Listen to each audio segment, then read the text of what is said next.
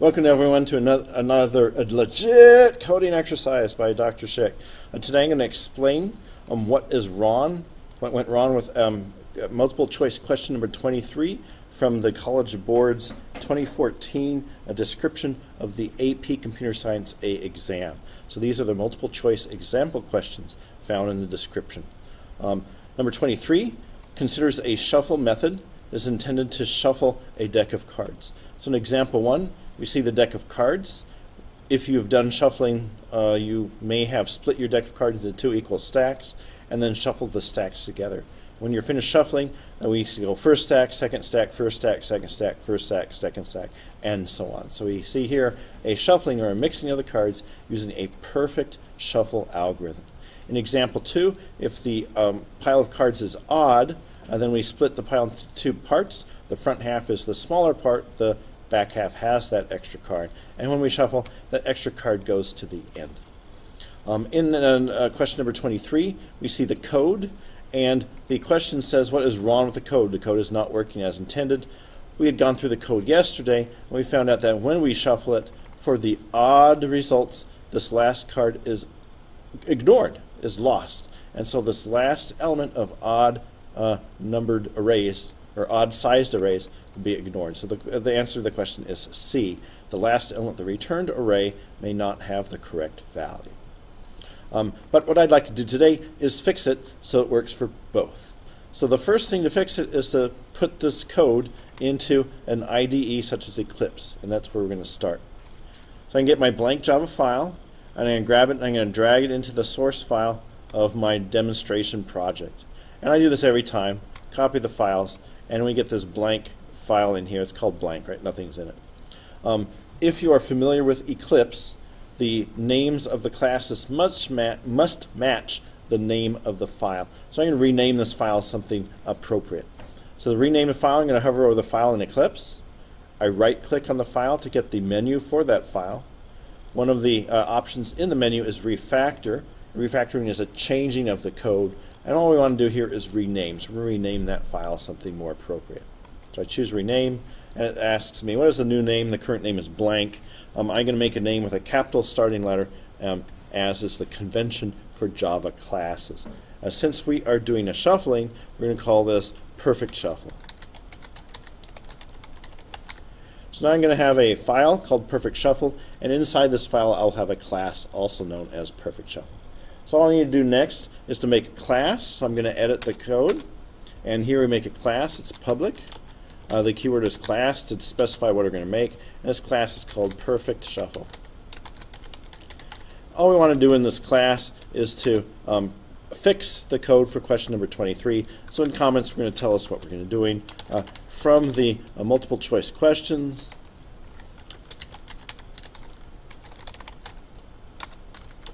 From the College Board's AP Computer Science A, I think it's exam description.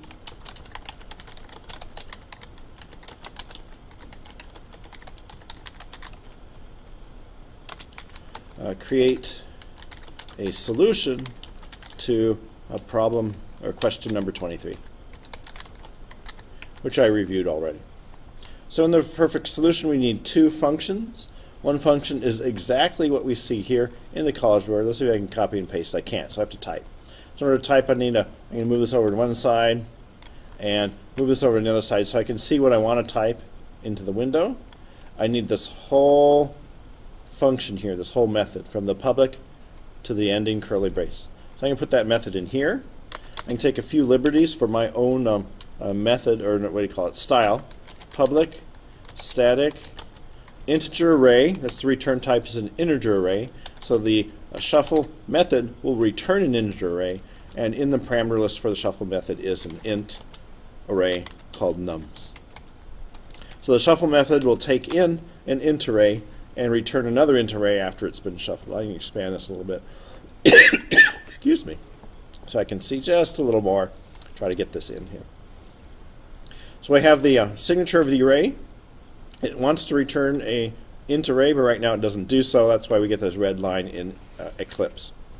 So I'm going to type in the rest of the code. Int n equals nums.length. Oops. Uh-oh. A little bit of lag here. Length. Oh, spelled it wrong. Length. And then int array, we're going to make a new int array called result. And that is equal to a new instance of an int array, and this one has a size n. So the two arrays have the same size. I'm not going to put a space here. Next one, for, and this for goes from int j equals 0. J is less than n over 2, so we're doing an index from the front to halfway through the array, j++.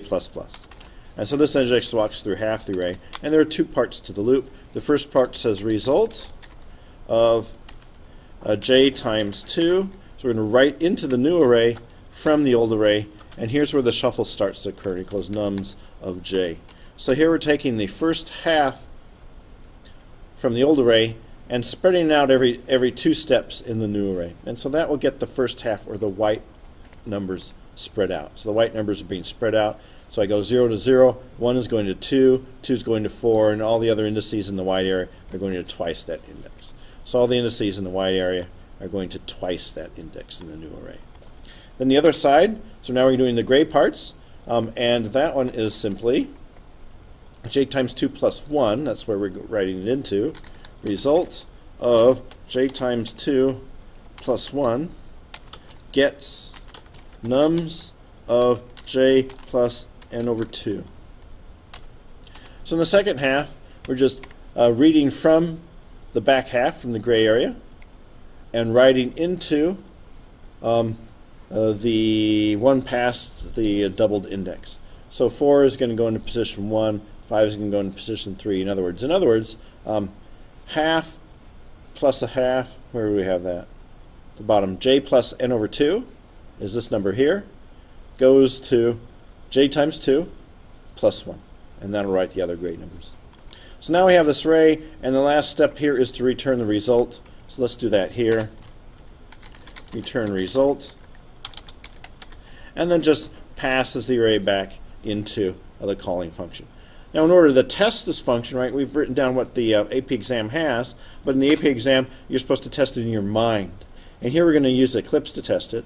So we need another function inside this perfect function class to actually run our shuffle function. And that will be our main. So we're going to make main public static void main. Main takes as an argument a string array, and we usually call it args, but you can call it anything you want to. And all we need here is to make an array. So let's make an int array. Int array, we call this test, and we'll fill it with the numbers that we see up there. And so let's do it in the next line. This number list is 10, 20, 30, 40, 50, 60, 70, and 80. We'll test this set.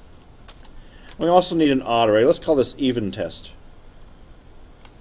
Even test. And we'll do an odd test too.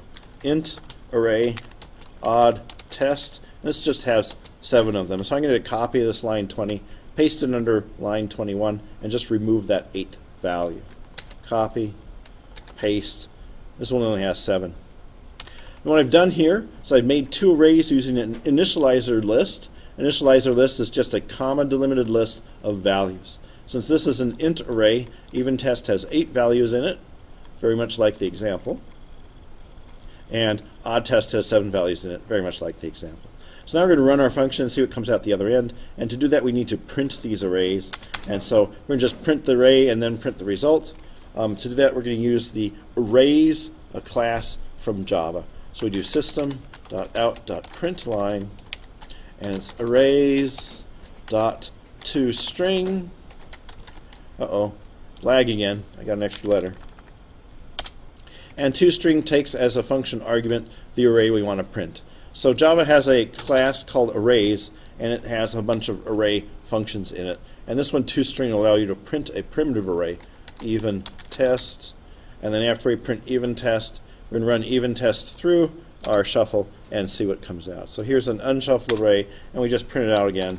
System.out.println and arrays.toString, whoopsie, string, and into this we're going to pass the output of our shuffle function, and we're pass the even test into that shuffle function. So if I've done everything right, we should see the first two lines pop out without the names or the indices coming out. So let's run this and see what comes out. Hopefully I've done everything right. I do know my odd test has not run. That's why the yellow line is underneath it. If we run this, let's see if it works for me. It can find it. It's trying to compile it, so I do have all my mains ready. And there it goes. Here's the result of the first shuffle, and we see that it worked correctly. The first shuffle worked correctly. So that was the even test. We'll do the same for the odd test. I'm going to copy these two print lines, and we'll paste them again down here. I'm going to put a space between them so I can see the difference between the two. The first set is the even, and the second set is the odd. And now again, we found out when we did the question that it fails on the odd test. So here we're going to do the odd test, and we just pass in odd test rather than even test. And we throw that into our shuffle function and see what comes out the other end. Are you ready? We're going to see the error now. Are you ready? Here it comes. Oh, I want a space between them. So I'm going to put a space right here in front. I'm just going to print nothing. Whenever I do print line directly, it tries to print X, whatever X is, and I have to pull it out. So we're going to run it again. Now we have our test driver. It has the two arrays, it tries to print. We notice that in the second array, it does most of the shuffle up to the sixth item, and then the seventh item, that last end, is removed. And so we see that the error is indeed that the last element may not have the right value in it. It works for even, but does not work for odd. And our job now is to fix it. So how can we fix it? Let's look at the code. Shuffle takes an int array. We create a new array that's the same length as the old array, and we find out how long that old array is. So far, so good. Then we have an index that goes from 0 to halfway through, and we're passing values over. So far, we pass all the values except when it's odd. Instead of 3.5, we lose that fraction, and so it's from 0 to 3 if the length of the array, the original array, is 7. And so we do 0 to 3, and then 4 to 6, but we don't do the remainder, which is number 7. So we need to test to see if it is indeed odd, and if it is indeed an odd size, we copy over that last value. So if our original array n is odd, to do that we do modulus 2, which takes the remainder fraction of 2, and if that is the same as 1, then it is odd, and all I have to do is copy that last result back. So result of n minus 1, oopsie, square brackets, n minus 1, gets nums of n minus 1. So we're taking that last element and copying it into the last position of our new array called result. When we run that, the 0 here at the end, right here, will get copied with the 70. So I'm saying, are you odd? If you're odd, take this last element and put it here. So let's run this and see if it's fixed. And it is.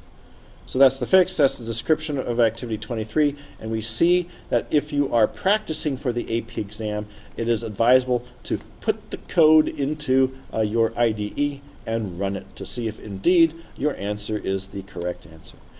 Now, the College Board has included the answers in their multiple choice questions, so all the answers are at the back of multiple choice questions.